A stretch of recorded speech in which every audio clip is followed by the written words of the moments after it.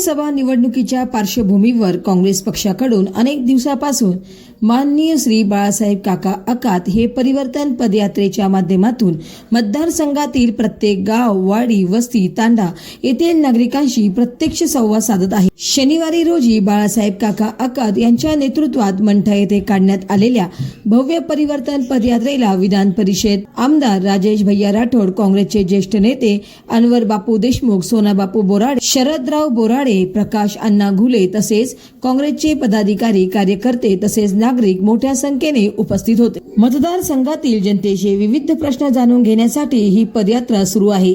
सत्ताधारी पक्षाच्या विरोधी लोकप्रतिनिधी विरोधात मतदारसंघातील जनतेच्या मनात प्रचंड नाराजी आहे। आगामी निवडणुकीत परिवर्तन घडवण्यासाठी निराधार जनतेने केला आहे। परिवर्तन निश्चित घडणार अशी प्रतिक्रिया बाळासाहेब आकात यांनी यावेळी दिली। ग्रामीण भागात या पदयात्रेला चांगला प्रतिसादही मिळत आहे। मराठा आरक्षणाच्या प्रश्नावर राज्यातील वातावरण तापलेले असताना काँग्रेसकडून उमेदवारीचा दावा करणाऱ्यांमध्ये यश ग्रुप उद्योग समूहाचे अध्यक्ष माननीय श्री बाळासाहेब काका आकात हे मराठा उमेदवार म्हणून प्रबळ दावेदार मानले जात आहे। महाराष्ट्र वाईब न्यूज प्रतिनिधी गजानन माळकर, मंठा, जिल्हा जालना।